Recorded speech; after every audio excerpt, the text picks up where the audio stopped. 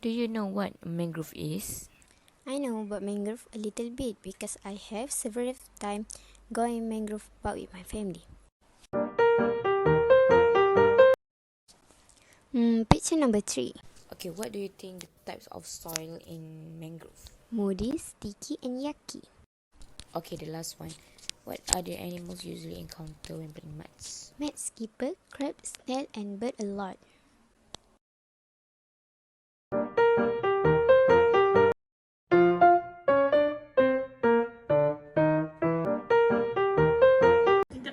Tidak. Tidak. Kuat ya? Tidak. Tidak, okey. Jadi, tak apa. Saya pun tak pernah pergi. 3. 3. Okey, betul. Maksudnya anda dah ada adalah tahu tentang payung bakau itu sendiri. Okey. Jadi ada rasa apa? Saiz dia macam mana? Kayu tu besar. Okey. Lagi? Kayu tu tenggelam air. Okey. Dia panjang ke pendek yang anda nampak tadi? Kayu tu panjang. Panjang. Okey, tu je. Ada lagi nak tambah? Okey. Okey, betul. Boleh. Siput. Boleh kuat sikit. Siput. Okey. Ketam. Okey. Tu ulat. Okey. Okey? Betul. Semua haiwan tu ada kat sini.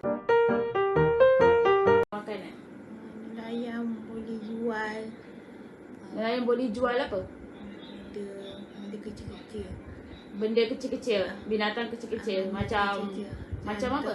Contoh ketam. Okey. Lala. Okey. Tu ikan kecil-kecil. Okey, boleh. Lagi dia boleh buat apa? Dia boleh buat apa kepada manusia? Kalau manusia sakit, dia boleh buat apa? Boleh buat ubat-ubatan. Betul, boleh buat ubat-ubatan. Okey.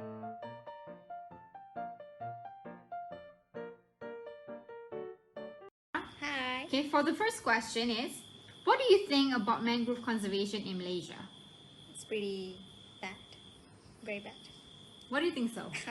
Because there isn't a lot of mangrove areas that's being gazetted as a protection. So especially in Peninsula Malaysia. Okay. Which of the following are the main causes of mangrove degradation in Malaysia? I think the most important, main causes, I guess, is aquaculture development, oil plant production, rice production, and land reclamation. Right. What is lacking in the current mangrove conservation effort?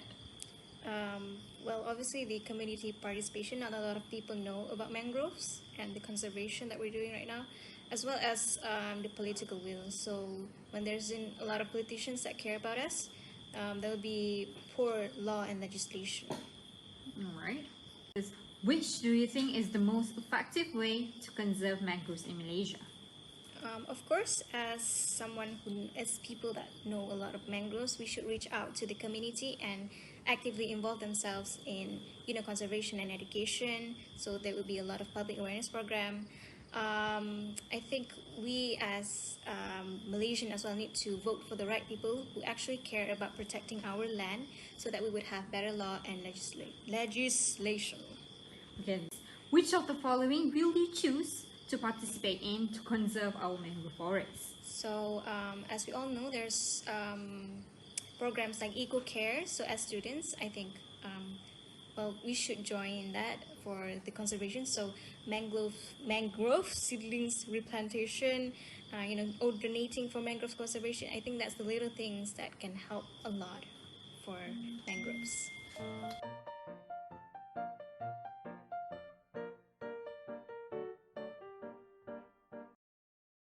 What do you think about the mangrove conservation in Malaysia? For me, there is about 112 mangrove forests that lives in this country. Okay, next, which part of Malaysia have the highest mangrove land coverage? In Sabah will be the highest percentage with 61% coverage of the mangrove area. Can you list some traits toward a mangrove forest? For example, overfishing that can alter the ecological balance of food chains and mangrove fish community. And mangrove can clear for microwave coastal development, and the rising sea level that can increase the soil salinity and the reducing of the growth of the mangrove. What are the efforts to protect mangrove? To determine the importance of the mangrove, and then support the establishment of the mangrove protection area, and help to spread the word about the importance and significance of the mangrove. Last but not least, can you list some of the best way to conserve our mangrove forests? For me, that using the grassroots to protect the mangrove from the coastal destruction, that is important to avoid the coastal erosion. Thank you.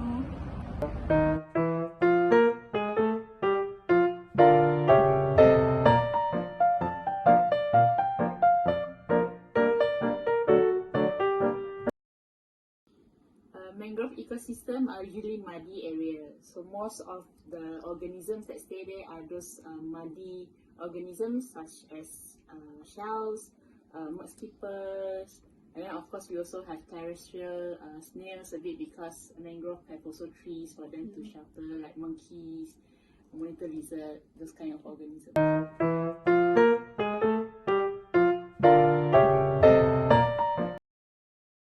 Salinity. Because mangrove ecosystem have very high salinity difference. During low tide, they have fresh water, so the salinity can go down to 0. But during high tide, then the salinity can go up to 30+. Right, so the biggest adaptation is that the mangrove tree itself can actually excavate the salt itself. And also temperature. Because temperature can be very large dependent on the water, the sea level changes also. So both, for me, that 2 factors is very good.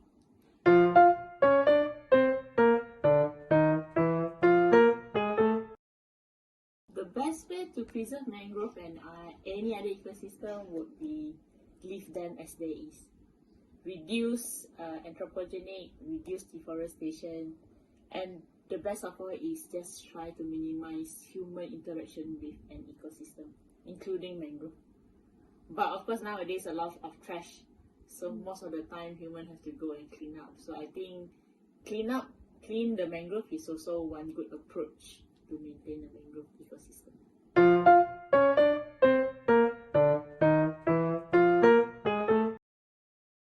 I think Matang is a really good place, one of the best in Southeast Asia for Matang, because they do restoration, and they have different lots of lands which they harvest in different years.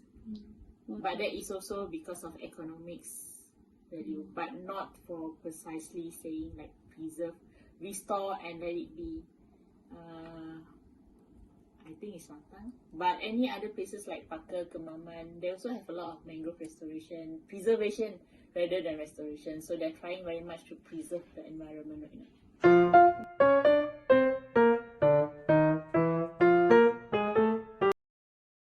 I would say erosion. Yeah, so because of the increase of sea level and also the usage of big boats around, so we have a lot of wave impacts, and you can see that most of the mangrove are actually eroded.